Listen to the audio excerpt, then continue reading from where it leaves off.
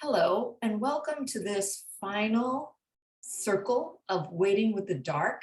We're in our very last days before the solstice arrives on the 21st. And tonight we are going to be working with candle and candles, actually, do the whole thing. But I'm also going to talk about the moon. It's because we have a full moon.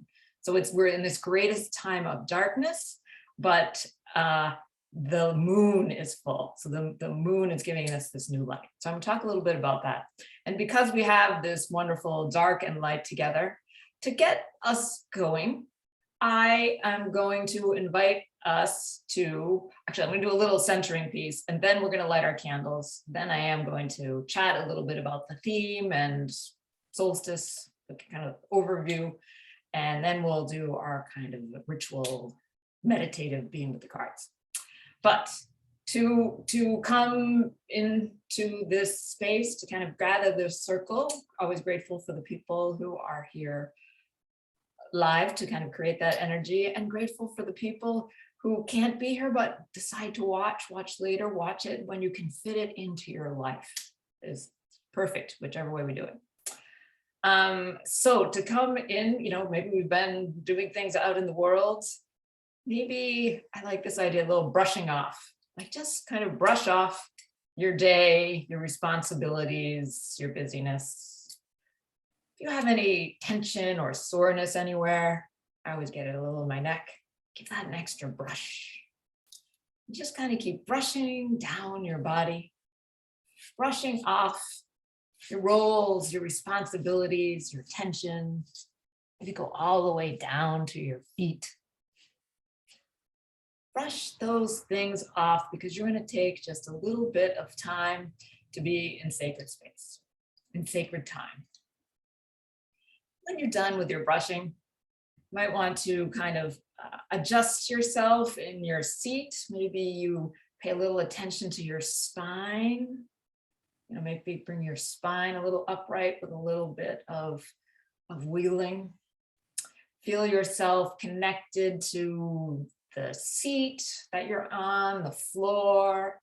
Your feet are somewhere down by the floor, your connector going into the earth. If you haven't already, you might want to close your eyes.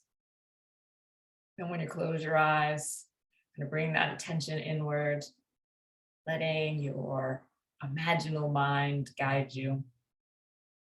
And let your attention come down to your feet, that connect you, maybe through a floor or something, but connect you down into the earth. Really sense how your feet are supported. You might tune into the energy that's there in your feet. Maybe it's coming from the earth. And it might be almost as if you imagine, you sense, you trust there's a way that your feet connect down into the earth. It might be almost as if there are little rootlets coming down from you and going deep into the earth. Down into the dark soil, a place of grounding, soil from which our food comes. For us here, that soil is resting, but it's resting and waiting in the dark, the growth that will come in the springtime. For now, you feel that resting, waiting earth energy coming up toward you. Maybe you sense it as a little bit of energy coming into the bottom of your feet. Maybe it's very subtle. Maybe it's slow. Just receive whatever coming to you. Let it kind of rise up your body. First, your legs, your knees, calves. Let that earth energy go to any places that need a little support, a little grounding, a little healing. That earth energy rises up through you, coming into the base of your spine. Base of your spine, this earth energy really grounds you, secures you. Feel it coming up. You feel it traveling up the back of your spine. You sense it kind of calming your stomach. Let any tension in your stomach go. Rising up through your chest and arriving at your heart.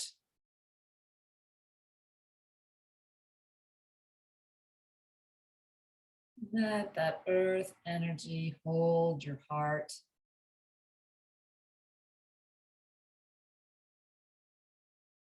What does your heart want to do when the earth energy comes to meet it?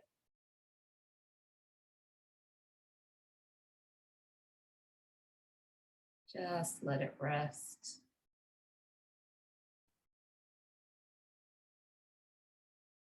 If you sense the earth energy support of your heart, that helps it almost expand. When you take in a breath, certainly your breath fills your chest, lifts your heart. There's something even more, just the energy of your heart spilling out of your body.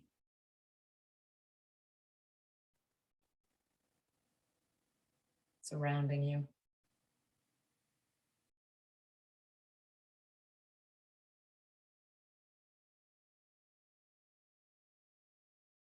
Now your open heart directs your attention upward, upward into the sky, upward toward the moon that may be in your sky now or on its way. We're in this full moon time. Even if there are clouds, the full moon is shining like a silvery disk in our sky. You might imagine that silvery moon energy coming down to you. Coming down to you, maybe in beams of light or little sparkles. It's coming down around you, falling over your head and entering into your heart. The moonlight is there in your heart, meeting the grounding earth energy, your expanding heart energy. Just let it all stir in your heart for a moment.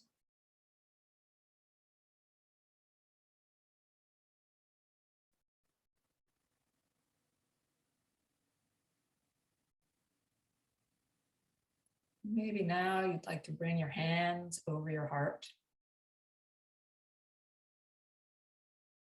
As you take a breath in, your heart lifts and maybe your hands float out, kind of floating before you, and maybe you start to open your eyes. Look at your fingers that have just been over your heart. Maybe brush them over each other. Open your eyes up a little more. Kind of in this in-between space, we're going to light our candles.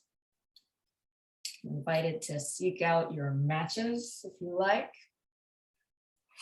And we're going to light the first candle. We'll light all four slowly. So this first candle, you're lighting and inviting love into the circle you're creating.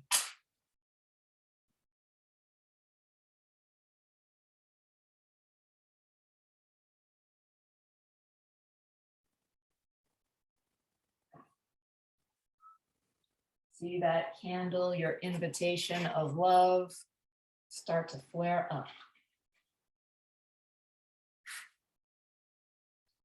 And then we're going to light the second candle. So we're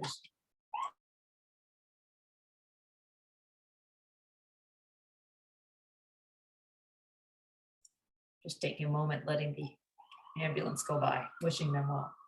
So the second candle is the echo of the original love.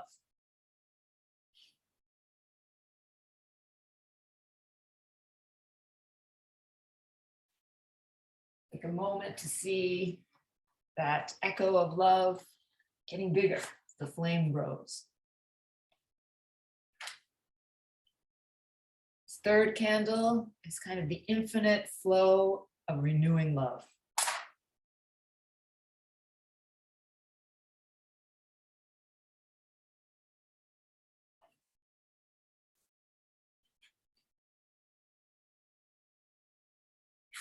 And the final candle completes this circle. And this is, you are creating a container of love, creating this for the ritual so that everything may be done in love.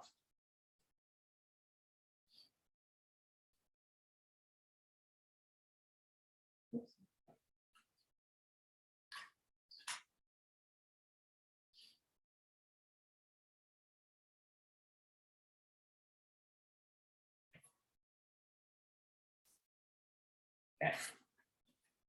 So the candles are lit, and I am just going to do a little bit of my chat about the theme of the week. This theme is release and renew. And I'm inspired by the moon, the moon work, and Mysteries of the Dark Goddess by Demetra George was a book I got years ago, and I have worked with ever since, and worked around the moon practice, because all throughout the year I go through the moon. And the very end before the new moon comes is when you release things into the dark, so the dark can compost them and they can be transformed, so that we can go into the next lunation, not carrying any baggage. And the solar year can have that kind of flow as well. Like the winter solstice is kind of parallel to the new moon. And then the summer solstice is like the full moon. So we are here in these very last days, very end of the cycle of this time of release and renew, the dark moon. What is interesting is that we are in a full moon time. The sun is consistent every year. This is the 7th year we've done descent and return of the light, but the moon changes. The moon gives a little bit of a different energy, a different dance with the sun. So that creates some different invitations, different energies. We might think about it differently, but it creates some different energies. And what has been inspiring to me is this week, the moon was full. Like I'm in, the United States, East Coast, and last night the moon was full at 11:35 p.m. on the 18th. So many people, it was, the 19th today, is the full moon day, some, it's going into the 18th. And the new moon that we had 2 weeks ago was in the sign of Sagittarius, which corresponds to temperance in the tarot. And then this full moon that we had was in Gemini, which corresponds to the lovers. And I love that we are on a lovers full moon, because I have thought about the solstice as being, they say like different things are born of the light, because we have a bias toward the light in our culture, light and dark, and that everything is more oriented to the light being positive. But what I could see about the solstice, what has struck me in my kind of working with it, is that it is when the dark and the light are reunited, because we are in this dark, dark time. And in this very end of the dark time, we get to release what we no longer need. And then we can look with fresh eyes and we see again the beginnings of the light. And the light and the dark come together and they are like lovers united after a long separation. And this was the theme of the Dark Power Week, but it carries over into this week because we have that lovers full moon. So the full moon coming these full couple of days before the solstice seem to me they're like a message sent ahead. I was writing about it that it's like it's the text or the telegram, you know, if we go back into former times, and it's the lover saying, I'm on my way, don't worry, I'll be there in a few days. The light is coming, and it's sending these love notes. And so we here in these darkest days, you know, we're at the end of this cycle, but the love is already here, the love of the light, the child that will be born of the reunion of light and dark. And so it does invite us to think about, to contemplate in even this dark time, how love in our life and our release and renew. You may have a specific something that you know is the piece you don't want to carry into the new year, something to be released.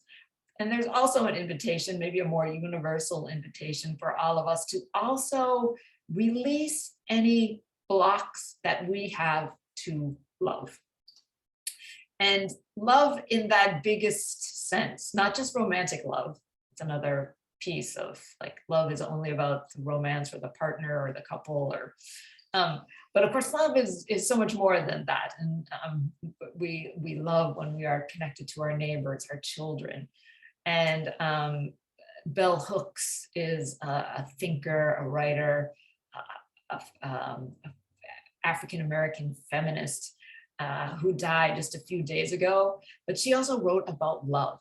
New Visions of Love is her book. And she talked about love is a verb. And you know, it's not a noun, it's not something we revere, it's like a verb, it's something we have to work at.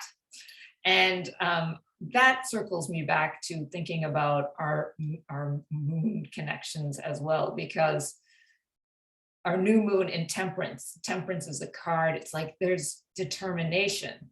Things don't happen without effort in Temperance. There is work to be done, repair of the world to be done. It comes after death, so repair of death. And Temperance meets up with the lovers. And it's interesting too, how they add up to, 14 plus 6 adds up to 20, which is the card of awakening and awakening to new consciousness. So there is the invitation, that's the kind of the special gift of this year of awakening to new consciousness of love.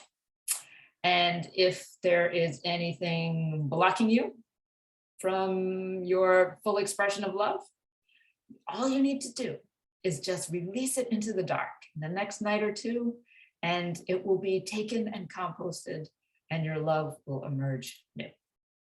So that's a bit of the uniqueness of this year. And now back to just a little bit of our ritual and some technical things. Yes, I want to just talk a little bit about these things before we go into working with our cards. So I want to mention, so tonight we'll go through a bit of a release and renew. Maybe you've been doing it through the week, or you'll pull your cards now, or Monday night is fine too. And then we're going to the solstice. So tomorrow, and you will get an email about this, you could the night before the solstice have no candle.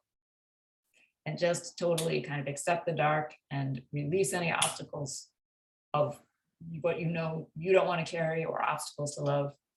And then you go into the solstice. And the solstice is like the new moon day, or I like to think it's a rest day in a way. And of course, those of us who practice the less usual holidays, we don't always get, the day off.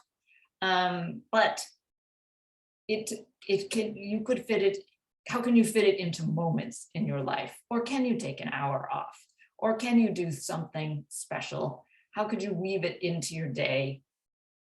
Even just holding the awareness of the solstice into your day, no matter what you're doing. Of course, there are ritual things that you could do. I am am getting up at dawn, which is not that early, right, these days, to go and greet the sun at a special place, Arcadia Wildlife Sanctuary, which has been my special place, but I do work there, and I am working there. So I'm going to kind of dedicate my work that day to renewal. But I'm going to be there at dawn. I'm going to do a little writing on slips of paper, tiny, tiny slips of paper, and burying them in the earth in a place where we used to have a bonfire. So that is going to happen early. I am going to go to work. We were chatting ahead of time, and sometimes people are going to weave into their day like some of the normal things, or even receiving an appliance maybe, but it will be imbued with something special that's happening with the solstice, part of renew, or the regular activities that you're doing, try and bring some of that solstice awareness. If you can go to a bonfire, create a bonfire. That is, of course, a beautiful traditional thing. Maybe there are candles. We have been counting down with our candles, but solstice is a time to light all 4 candles. Your candle wheel is still left. Get out more candles. Fill up your house with candles safely, of course. So that is the solstice. And the other thing to do on the solstice or on the days after is to pull, well, what I call it is the solstice seed of the new, is to allow yourself to be drawn to an image that you will be with the whole year. And you will just kind of let it evolve.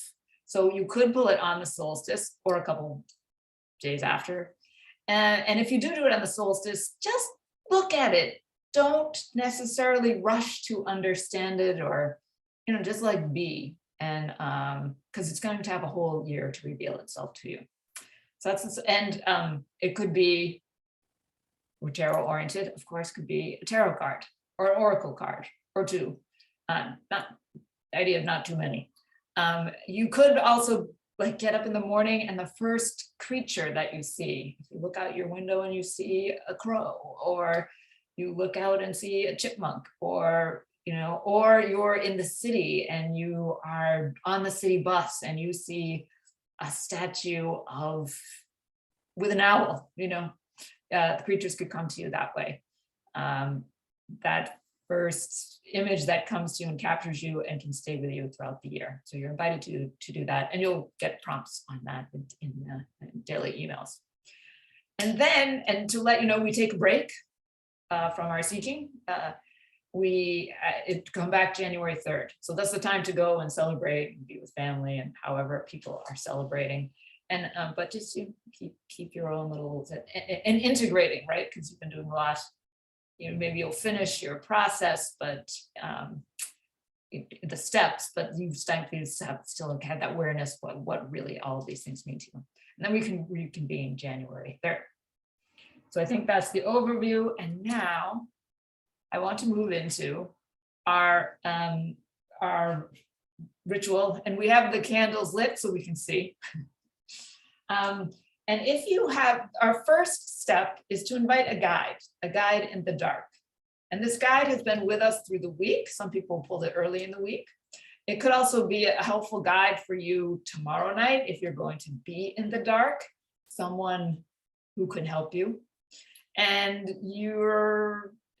maybe it's a good idea to have this guide be kind of larger figure. So if you're working with the tarot, maybe a major arcana card, or I work with the Dark Goddess Tarot. They're all goddesses. So I just pulled from the whole deck. And if you've got your deck all together, that's fine. You can just, you can cut it how you would usually do it, but just keep going until you hit a major arcana. But to return, that's a little prompt for that. So we're going to return to our candles, connect with their lights, invite our guide, and pull some cards, and I will walk you through it. To begin, maybe close your eyes for a moment or gaze at the candles for a moment. Remember, you created that circle of love. Remember the feeling in your heart.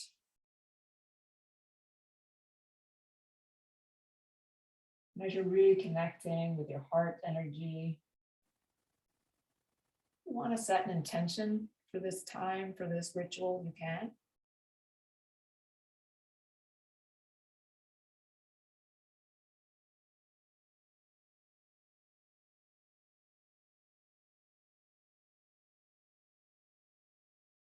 Looking here at this circle of love created by the light of the candles. You're invited to take your cards or call to mind, in your imaginal mind, your guide through the dark. However it feels right to find that card. And if you've already pulled that card, it's a moment to just be gazing on your guide. To see how your guide reveals themselves to you right now.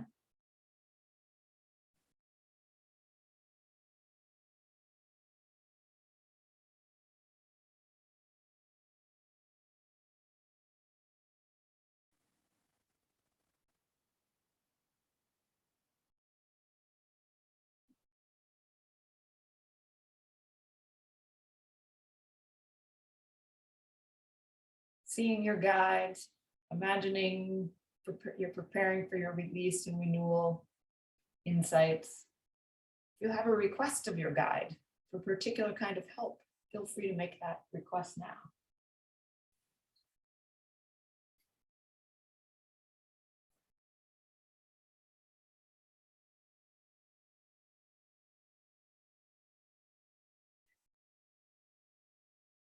And now, with your guide's help, you're going to pull a card or call to mind. What do you need? What would be most beneficial to release into the dark of this time of year to be composted? What to be released? Invited to pull a card or two to show your release.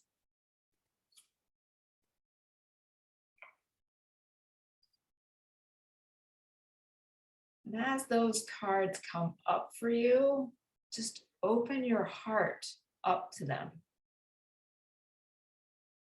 Your first emotion, reaction, open your heart up to that.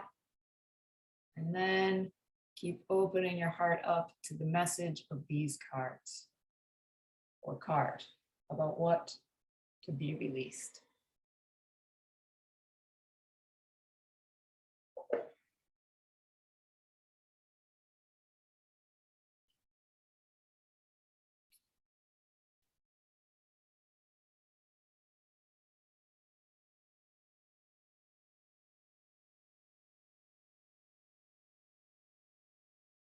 If you have clarity on it, maybe you want to write down what you want to release. Maybe you even want to write it down on a really small scrap of paper, because maybe you'll burn it or bury it or rip it up and put it in flowing water or raise it up into the air to be blown away in the wind.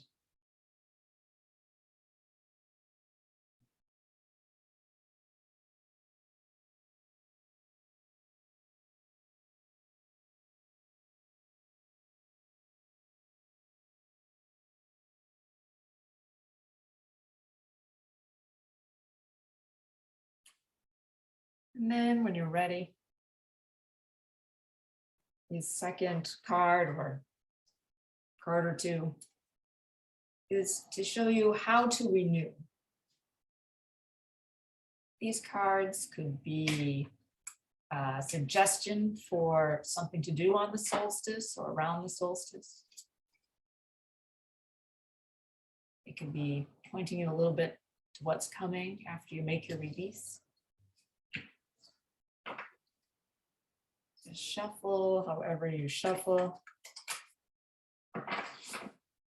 And let these cards emerge to show you how to renew.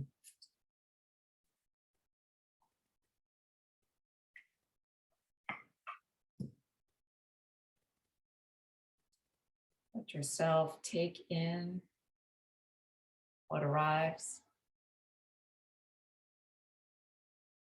Open your heart up to any feelings or reactions. Let them flow through you, be with you.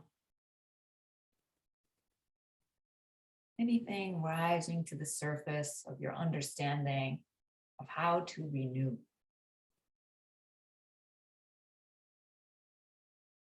On the solstice, around the solstice.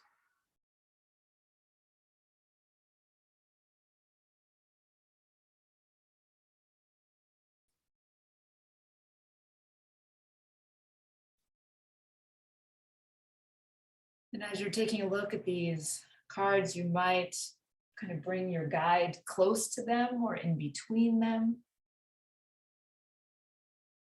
Maybe your guide, connecting them to your guide will give you some inspiration about your release and renewal.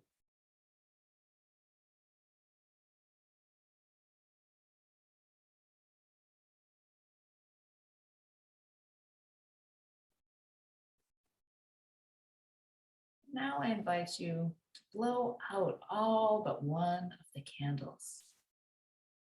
Keep your cards close to that one candle, but let yourself kind of look at your cards in the half light, or if you're just kind of working with images in your mind, just be gazing into the candle.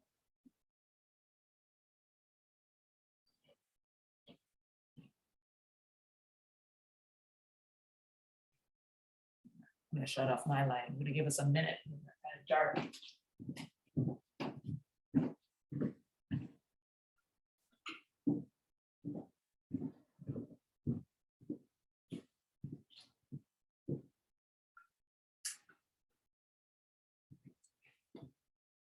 Just that little bit of light. What remains of the images in the half light?